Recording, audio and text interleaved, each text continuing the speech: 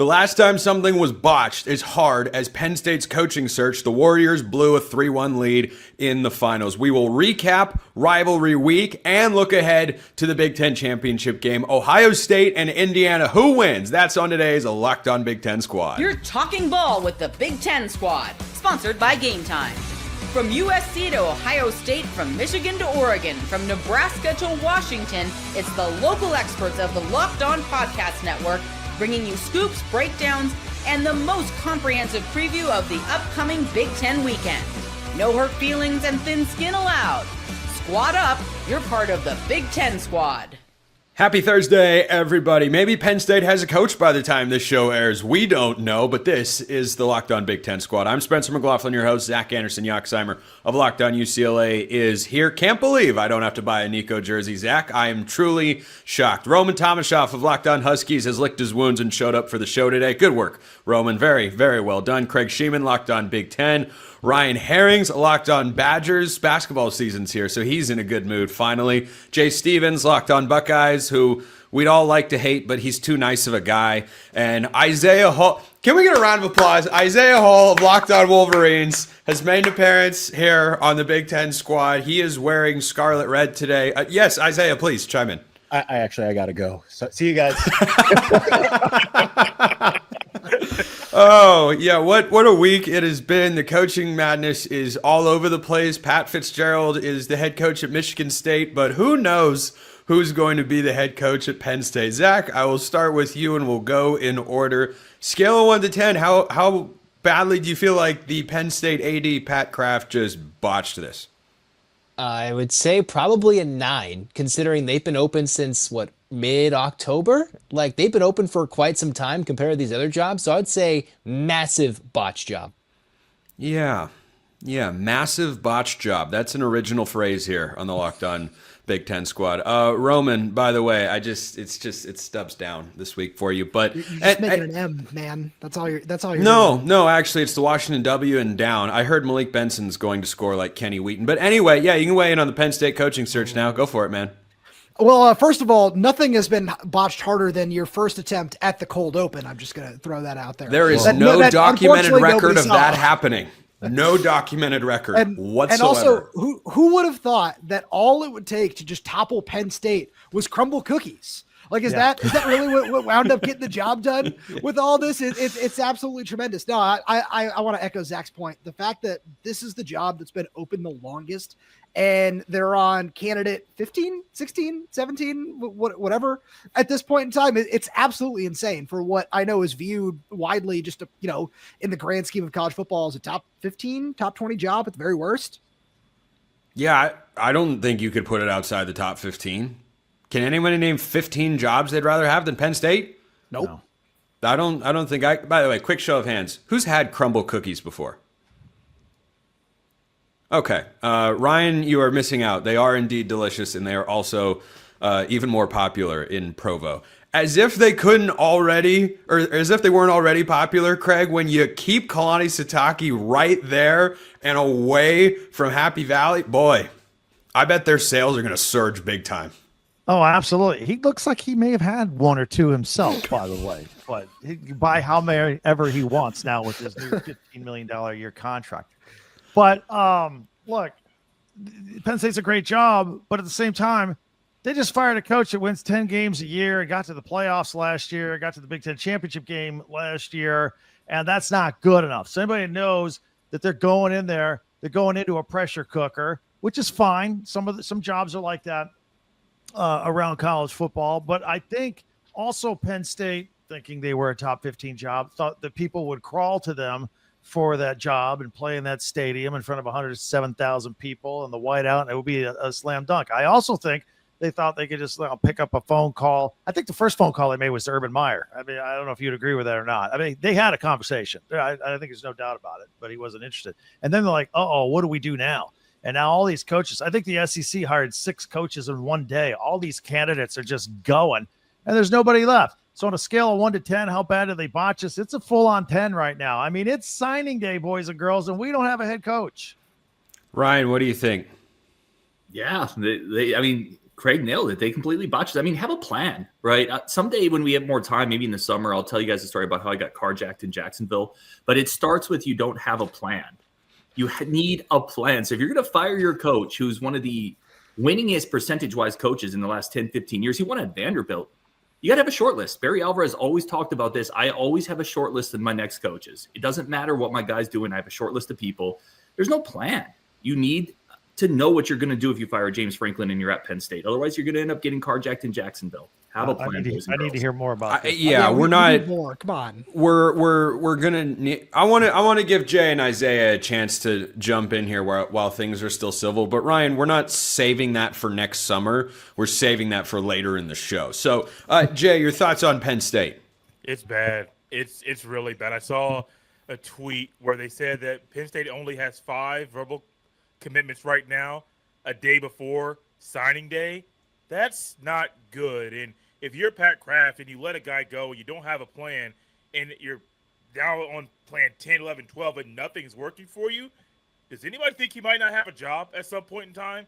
Because if you mess this up and your money in football is starting to go away, at some point you're messing up the job of Penn State football. That's what Penn State's about. I don't think they'll have a coach tomorrow, Thursday, Friday. I don't think they'll have a coach probably until maybe Sunday or Monday of next week. And I don't blame James Franklin for trying to get those guys to leave to not sign with Penn State to go to Virginia Tech.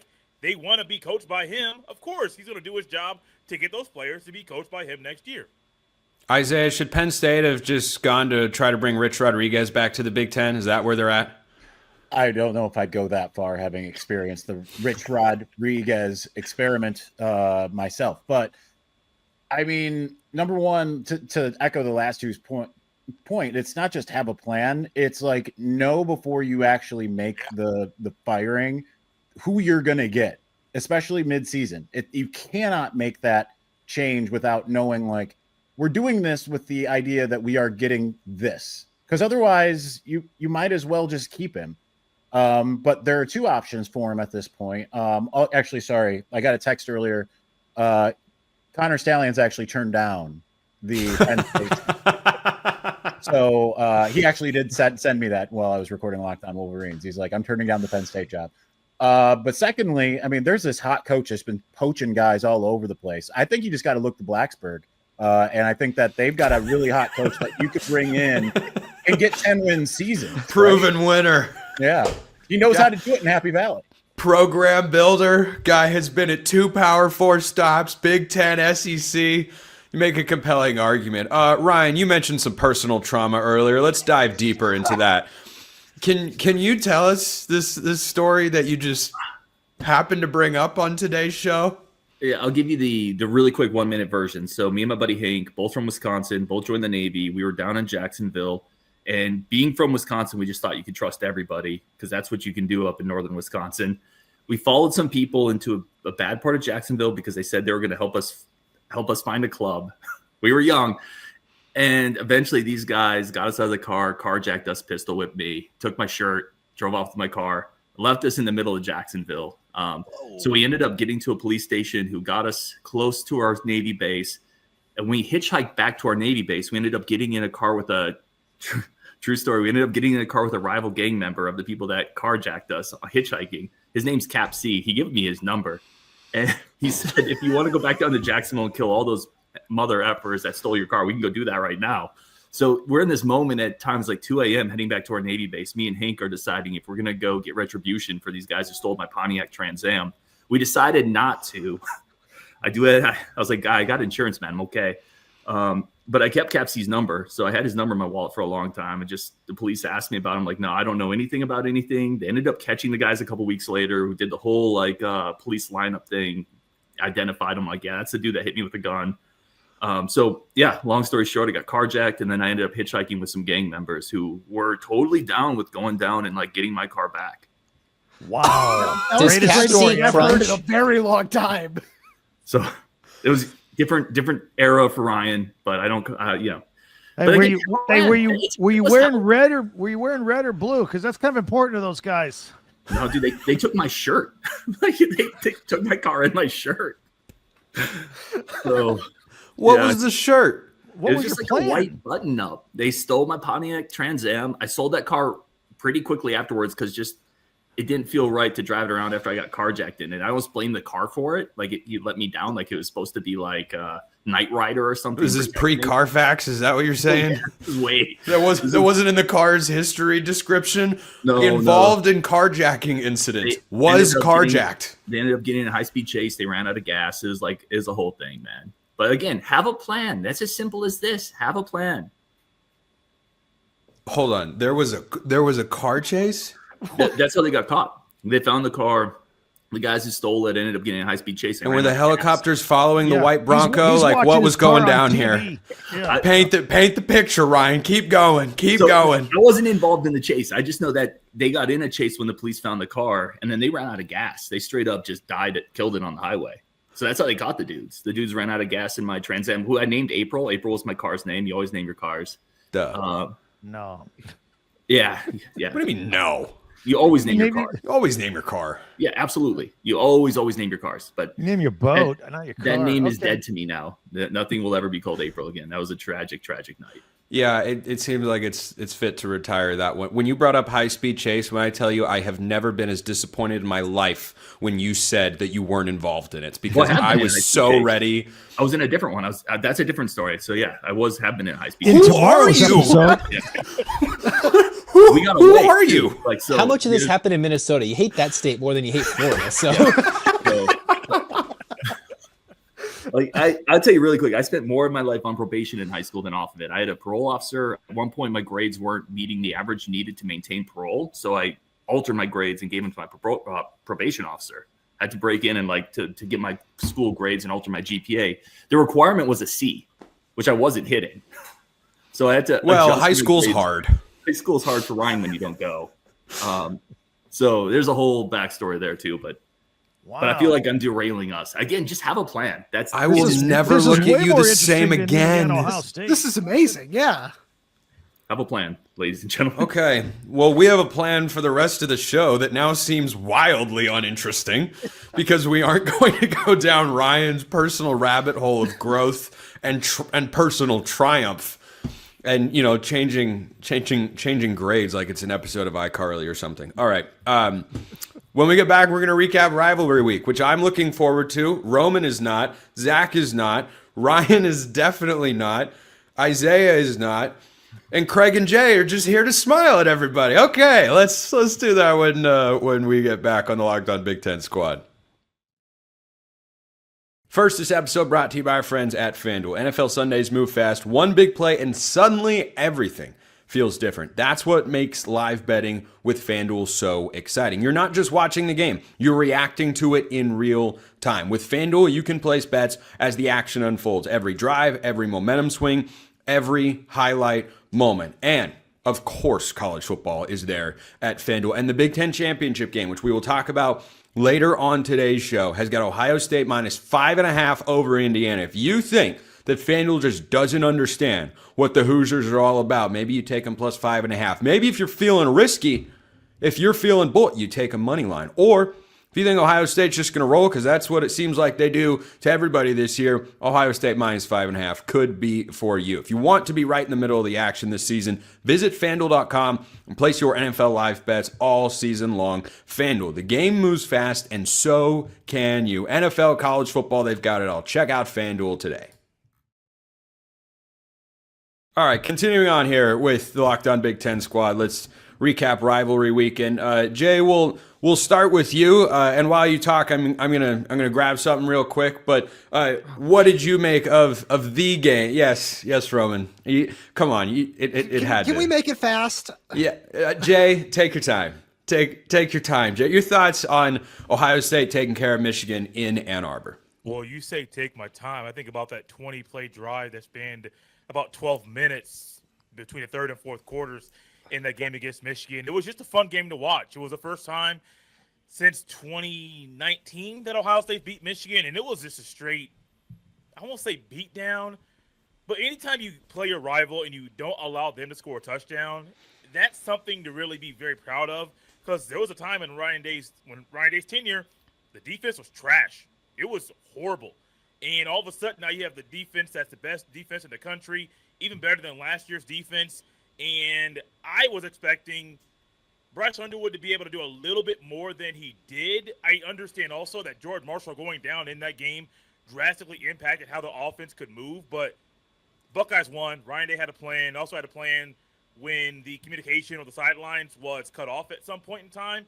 And, I mean, it just goes to show the evolution of Ryan Day and how he's adapting to whatever may happen. And what's the lesson of today's Big Ten squad? Always have a plan. always have a plan. Right, Ryan? Isaiah, how was Saturday's game received in Michigan land? Not well. They were kind of on fire everybody mode, as you can imagine at this point. Quick. I mean, it's kind of been percolating. Everyone could kind of feel what was probably going to happen. Didn't help Michigan to not have basically all of its best players and, two starting running backs, the starting fullback who's actually pivotal to Michigan, starting linebackers just disappeared, not injured, just disappeared essentially. But ultimately, I think it hurt Michigan fans the most to see Michigan get beat at its own game. So with that, like getting beat out by having all of these long drives against them, unable to stop the run, all of those types of things, considering Sharon Moore's whole thing was we're going to smash, it's kind of like, what are we doing here? Because if you took away Ohio State's wide receivers in terms of like, if Michigan, I shouldn't say take away, but if Michigan's wide receivers were just going nuts against Ohio State, everyone would be looking rightfully at Ryan Day and be like, I thought that's what you were supposed to do. And yet, that's kind of the case that way everyone's looking at is like the one thing that you're supposed to be able to be good at is the one thing that you couldn't do. So it's not being received well, but it's what is the meet the new boss, same as the old boss? We're right back there. Fire anyone at Michigan. That seems like an overreaction to me, right? Well, there's also, you have to keep in mind, Michigan's played every game close, including the bad teams, the ranked teams. They've just gotten absolutely dominated. Jay, I'll say it. Michigan got absolutely dominated in that game. I mean, it wasn't close. Ohio State could have scored 50 if it wanted to. It just chose not to. Craig, what'd you make of rivalry weekend? Your biggest takeaways? Well, being an Indiana grad, after we thumped Purdue 56-3, capped on top of our 66-0 beatdown last year, that's 122-3 over the last 2 years. So I'm pretty happy about that part of rivalry weekend. What about elsewhere? And I was going for the big picture takeaway because beating Purdue, I don't know if that's a big accomplishment in the Big Ten. I mean, who hasn't done that in the last 2 years? Well, I think the perfect way to button up the Michigan-Ohio State game is absolutely Ohio State did to Michigan what Michigan used to do. That's the best I've ever seen Ohio State's offensive line, to be honest with you. Yeah. And are you in the camp in Oregon that if Washington had beaten you, you would not be in the playoffs? Because I thought that was a low-key must-win game for the Ducks against Washington this week. Yeah, and with the way the rankings came out, I think it's difficult to say because certainly – if Washington had won the game, they didn't. In case Roman forgot, just wanted to remind him there. I did. Thanks. I'll tell you a story when it's my okay. turn. If that had happened, then Washington's in the top 25 at 9-3. They might even be in the top 20, and then it's a top 20 road loss. So you're going to drop them out for.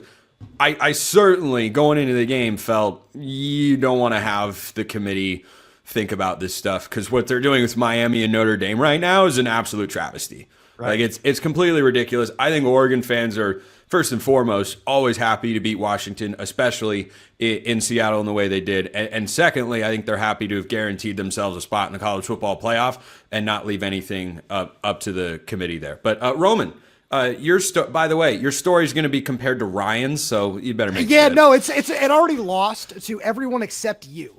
Because I know you are going to love relishing in my pain. Also, speaking of having a plan, I am. This is the last thing I'm going to say on the show because Washington just got a massive flip ahead of signing day, which is wonderful. So I was not prepared for that. I knew it was coming, didn't know when, so this is great. Now I'm scrambling. Spencer, as you know, and as a lot of you know, I am a credentialed member of the Washington media. So at UW, you were allowed onto the field for the last 8 minutes of the game. Mm-hmm. I walked onto the field from the far side across from the student section. The very first play, as I sat down to let everyone behind me get a view, was 3rd and 9. And I was like, oh man, the energy in here is tremendous. I love being on the field. I remember when it was like this, when Washington, drives down and Roma Dunze scores the game-winning touchdown right in front of me. Like that was incredible. And then I was like, they can definitely get a stop here. And I see Malik Benson running wide open over the middle of the field. And I was like, he was very open. That's a big play. And then he just kept running. And he kept running. It was and like, then the two Washington guys collided into each other because they couldn't catch up to him. That I legitimately could not see that from my view. I saw it, watch it on TV, and I've seen it in the 20 times that I've watched the play since Saturday. Yeah, I'm sure you did. But no, the one thing I will say is Washington showed a lot in terms of the young guys and the physicality that they played with in that game. And I did come away legitimately happy with where the program is going. The one thing that I will say is Damon Williams' performances in big games this year, as the three guys at the bottom of the screen also know full well, is the biggest thing that I want to see improve from next season. And a lot of that falls on Jed Fish. And I want to see Jed Fish continue to improve as a play caller and continue to get his young quarterback ready for some of these big moments, because going 0-3 against top 25 teams and then also scoring 10 points at Wisconsin, who also has a great defense, you have to give him credit for that. That is just not going to cut it with a junior quarterback. As a sophomore, I feel like it's one of those things where, all right, it's his first full season as a starter. You can get away with that a little bit. That's not going to cut it next year. And that's something that needs to take a big step forward. And with that said, Washington getting Jordan Clay, awesome win. See you guys later. Okay. All right. Roman's out on that note. Zach and Ryan, you guys may air your grievances and rivalry losses here. Either one of you can go first. I don't care about USC. They suck. They're garbage. The biggest win for us was getting a new coach. And since Mark isn't here, I don't have to suffer any consequences. So I think it's okay. UCLA When Mark's here, we can't hear him anyway. Well, it's okay. Muffled, jarbled anyways. So the big thing is UCLA, we had one more punishment to be suffered. They played well in the beginning of the game. They actually were leading at halftime. Of all the aggressiveness that Tim Skipper displayed in the previous games, fake punts, the fake field goal. Of course, Roman left, so that's the perfect time to drop it in there. Then anything that went right or wrong, UCLA did not actually be aggressive against USC, which kind of shocked me when they could have upset USC, at least at times in the first half. Then they showcased why they were a 3-9 football team when it went false start, sack, false start in like a 5-play sequence. That was embarrassing. If you go back and watch it, it was rough when the game was somewhat in the balance, but not. But UCLA getting Bob Chesney is the big report of the week. I've all but forgotten about it. So have all the UCLA fans struggling to get over that USC loss. It's bad. It's good news. The Bruins are heading up in the right direction in 26. Speaking of heading up in the right direction, Ryan Herring's Locked On Badgers. It'll be all right, man. The second half of the season, turn things around. God, we were so close. We had hope. We had momentum. And then we played Minnesota and lost. I'll tell you where I'm at right now, and I'll make this really quick, is I bought a Paul Bunyan replica axe several years ago. That's obviously the trophy that Wisconsin, Minnesota plays for. So I display that when in the background of my show when we have the trophy. When the Badgers win the trophy, I get to display it. It's gotten so bad I lost my trophy. I don't know where my axe is. It's been years, and we've moved. Before the show, I'm yelling at my wife. I'm like, not yelling. I'm like, hey, babe, have you seen my axe? Isn't it in the garage? I'm like, no, it's an axe. I know where that is if it's there. Check the basement. I don't see my axe. I've lost my axe. That's the level to where I'm at right now. I don't even have the axe. Look out in the driveway. They're chopping wood. I went to get my splitting maul, right? Because I live in northern Wisconsin, so I can split wood and milk a cow, all that good stuff up here. So I went to get my splitting maul in case we had to display that. I needed a temporary stand-in axe, but of course that didn't matter because once again, the Badgers swapped quarterbacks halfway through the game and scored 7 points. A minor victory. They didn't finish last in the nation in scoring. They're only 135th. Thank you, Massachusetts. So it is what it is, man. Another loss, end the season. Like Zach said, hopefully just uphill from here. So you can hang out with the Crips and the Bloods. You can milk a cow, and you can split wood in the woods. You're amazing, dude. Your resume is outrageous, outrageously good. Overcome personal tragedy, capable of altering report cards, split wood, be a dad. I'll give you one more really quick. My very first Locked On show was recorded in Guantanamo Bay. I was down in Gitmo doing work on them in the. Whoa. My first show for Lockdown was in March, and it was in years ago. I was down in Gitmo in the man camp, they called it, recording Locked On Badgers. No. Yeah, that was my first Locked On show. Wow. Does Zach know that? I don't think so. He does now. He does now. Oh, man. It's the squad of Ryan Herrings. We're picking the Big Ten championship game when we get back. Indiana and Ohio State meet in Indianapolis on Saturday. The winner goes to the college football playoff as the number 1 overall seed. The loser also goes to the college football playoff as the number 2 overall seed. So, like, I'm going to watch the game. I think the only real storyline in this one is the optics of, could Indiana beat Ohio State? That's it. Because, Craig, I look at this game, and, man, we got a 12-team playoff. My honest reaction, who the hell cares? Well, number one, let's not get anybody hurt on either side. Number two, classic letdown spot for Ohio State coming off their win over Michigan, and classic look-ahead spot for Ohio State because they've been to a national championship before. What's this Big Ten title thing? Indiana's going to slide right in there in the sweet spot because this is the most important game in school history with their 700 losses over 127 years. They're going to be all out, and I'll be the only one to say it. I think Indiana's wide receiver room with Surratt, Williams, and Cooper every bit as good as Ohio State's receiver room. There, I said it. Hoosiers win by 4. Okay. Isaiah, go ahead. Go ahead and make your pick. After seeing Ohio State, I really want to pick Ohio State after having seen them do what they did to Michigan. But I agree with Craig, and I think I've been saying this to a lot of people in the last couple of weeks. I think if Indiana had it was more of a name brand, like if it was Texas or, even Oregon or something like that, like I think that people would be looking at them differently, right? Like they're number 2. Whenever you listen to, a lot of national shows, and I listen to Sirius XM sometimes going to and from Ann Arbor for press conferences, you just don't hear them talking about Indiana at all. Like they're just invisible. I think that Indiana, especially with the way Kurt Cignetti gets that team fired up, I think that they're going to have the upset. I agree. I think it's a little bit of a letdown. Whoa! We got 2 for the Hoosiers so far. Ryan, And are you Jacob taking the Goes isn't favorite here. Buckeyes? I came here thinking I'd be the guy on Indiana and everybody else would be Ohio State. I kind of think Craig and Isaiah make great points. I think it matters more for Indiana. I truthfully think it matters more for them than it does Ohio State. And Indiana's a wagon. They're great, man. What to go into Autzen and do what they did, they're a tremendous team that doesn't get the national respect that they frankly deserve. I think Isaiah nailed that. I had Indiana winning as well. I just think it matters more to them. Jay, we got a 5-man panel here to pick the Big Ten championship game, and Ohio State doesn't have a scarlet O on the board yet. Are you going to change that? Of course I am. I'm not crazy. Hey, man, you picked Ohio State to lose the Rose Bowl in January, and that voodoo turned into one of the worst days of my life. Thanks for that, by the way. I'm not doing that right now. Everyone keeps saying that this game doesn't matter to Ohio State, and I don't get that sense from the players or the coaches at all. Even before the season started, this was one of their goals, and they've worked all year to get there. The first goal was actually to win last week, and they dominated Michigan. I'm not going to say they're going to dominate Indiana like they've dominated everybody else. I'm not going that far. But I do think in this game, Ohio State's defense is the one thing that nobody has been able to overcome at all in any game this year.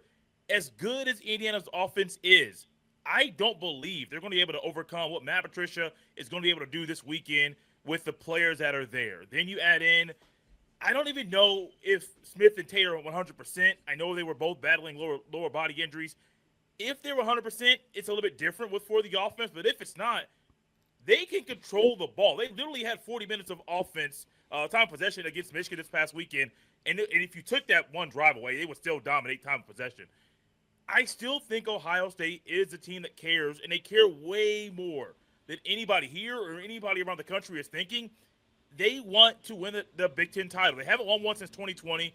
Actually, every loss to Michigan that knocks them out of winning the Big Ten championship. And so that's a sour point in Ryan Day's tenure, a sour point for these players. They all want the trophy. They all want that Big Ten title ring.